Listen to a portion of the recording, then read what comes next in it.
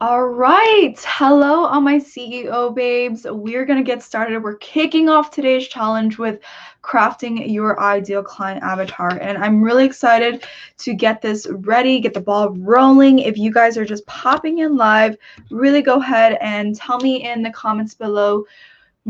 What's the question of the day? Talk to me, tell me your ideal client. Like if you don't know who that is, tell me a rough picture on who is it that you want to serve when it comes to serving your ideal client avatar. So just so you know, if I look this way, that means that I'm looking at the screen because I do have my web camera right here. It's so much better quality than my actual camera. So just take note of that. And if you're wondering like, Tina, where did you get this camera? What is it? It's the Logitech C922 camera.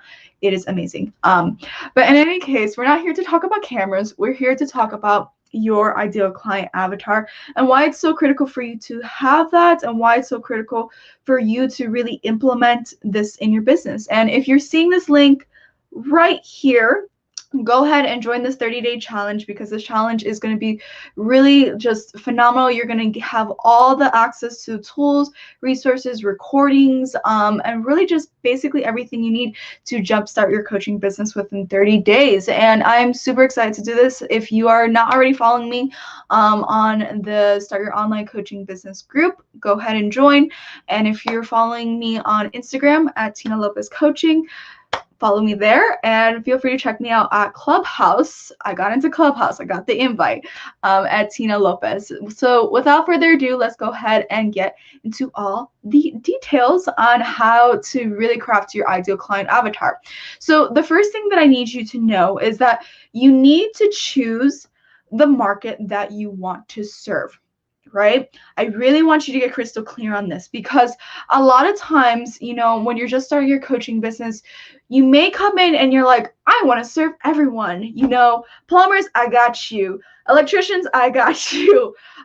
Construction, I got you. I'm really talking a lot about, people that work with houses, right? But really get crystal clear on who is it that you want to serve, right?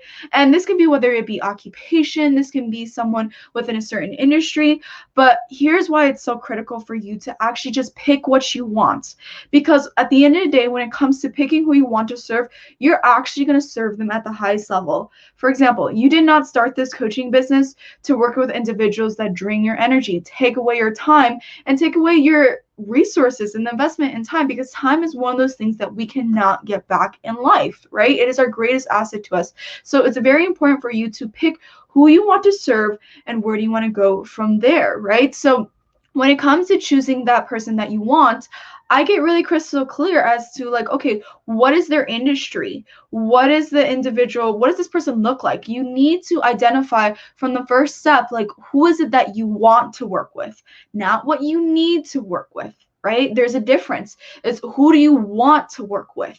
Because at the end of the day, a lot of coaches come to me and say, Tina, like I really started this coaching business, but, just people can't unfortunately afford my prices and things like that. And that's a very big thing that I hear a lot, and that's totally fine. But really ask yourself, it's not that you're turning them away because they can't afford your prices at this point in time. It's not that you're turning them away, but maybe you have such a big heart where you're like, I can't do it, and that's fine.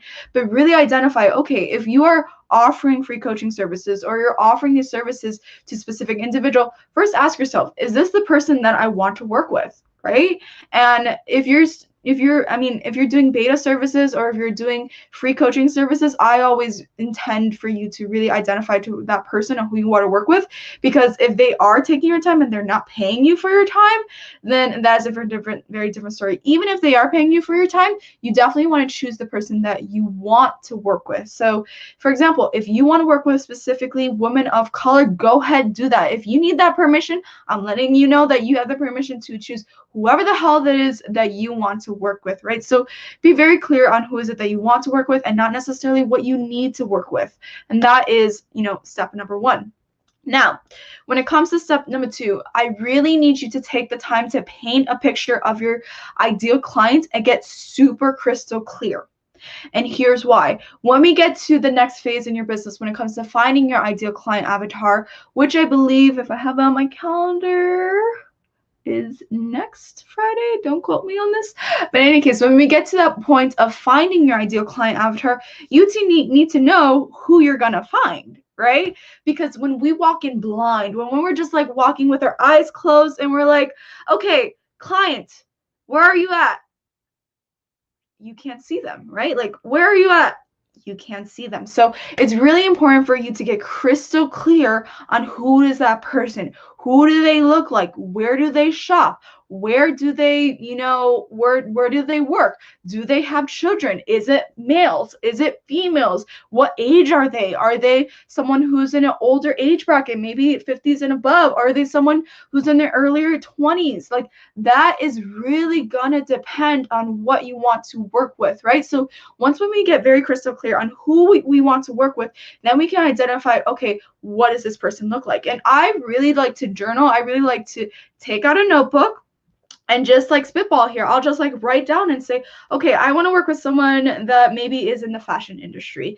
And maybe this person is in her early 20s. She has brown eyes, long brown hair. She maybe has an Asian background. She is fresh out of college and she is at a stage in life where she just feels a little lost. And, when we get even deeper and more granular on the subject on being lost, maybe she just got out of a relationship and she really needs to figure out, how can we get her life back together? That is going to be very different than if I were to say, okay, I want to work with someone who is retiring. Like, they're retiring, they have all this time on their hands, they're in their late 60s and they want to travel the world and they're feeling a little lost because maybe they've worked a 9-to-5 job for so long that they're just like, what do I do with my life? Those are very different people and those are very different ideal client avatars, right? So you want to get very crystal clear on who this person is, who do they look like, and get all the details and get all the subjects. And really, this is highly critical when it comes to you and your coaching business, because we got to start with the foundations. We got to start from ground zero on who is this person, what do they look like, and where do we find them? So this is going to be my segue into step 3. Step 3 is very critical when it comes to market research. And here's why I talk about market research. It is great for you to know and have a very clear crystal picture on who it is that you're serving. But if the market research doesn't show up to be that individual, or maybe there is not enough I would say clients or people that fulfill what you want to serve, then you may need to go back in the drawing board. And market research is so important. And if you're wondering, like, Tina, how do I come up with market research? How do I go about and doing this? Then it's really important for you to really look at resources. I love to do market research within Facebook groups. I love to do market research within Quora, Yahoo Answers, Reddit. Like, there is a whole galore of you to do market research, right? But another great tool that I actually look in is Amazon reviews on books, right? Because what you will start to notice is that when you have a clear picture on who is the individual that you want to serve, then when you go to these search engines, when you go to Facebook or when you go to Reddit or Quora or Yahoo Answers, you can type in specific keywords to identify who is this individual. Okay, cool. Now I know who this individual is. How does he or she look like? What is the occupation of this person? What are her pain points? What are his or her visions or problems or challenges that they're having? And it's critical for you to do market research simply because when you launch your offer, which we'll get into within the next week or so, when we get into that, you need to have the research to back it up and say, okay, I have this signature offer and, me charging $1,000 and above, I need to make sure that the market actually wants what I have to sell, right? So it's very critical for you to do market research, and some great resources like I recommended is Quora, Yahoo Answers, Reddit. Facebook groups are a great utilization as well. Amazon reviews, and I like to even take it a step further. And the way that I do this is that if I know someone, like say for example, I know an individual who's truly like my ideal client avatar. Like, she walked into the room and I was like, you my ideal client, like, we're gonna be buddies, right? It's probably not gonna be like that, but in any case, when I know my ideal client, I have a thorough understanding and I see this person maybe come across social media or in person, I would just straight up ask this person and say, hey, so-and-so, I really think that you're a perfect fit for what I have to offer. And I'm not trying to sell you anything. I just would really love to do thorough market research to see how I can help individuals like yourself. Is it okay if we just spend 30 minutes together? I'll ask you some questions just to get a better understanding of where you're at in life or where you're at in whatever niche you choose to be in. And in exchange for the time, I'll give you 30 minutes of coaching on one topic. Boom, there you go. You have a value exchange, because instead of it being just like, okay, I'm just gonna talk to you and ask a bunch of questions, like, it needs to be worth this person's time. It needs to be worth this person's time as to what are they going to be doing with you, and what do they get in exchange for that. So I usually like to do a quick coaching swap when it comes to doing market research. And a great tip that I'm going to recommend for you to do is record the coaching session. I like to do them on Zoom, no, I don't think Google Meets can do that. I like to do them primarily on Zoom and just record the videos. And when I record the videos, I'm really able to just go back to the drawing board and use their words, because when it comes to your marketing, which we will get in later topics, don't worry, I got you. When we go into the marketing portion of this 30-day challenge, you want to use their exact same words, because now when it comes to filtering your audience, they're going to be like, wow, she really gets me. How does she get me? Because she knows exactly the words that are coming out of my mouth, right?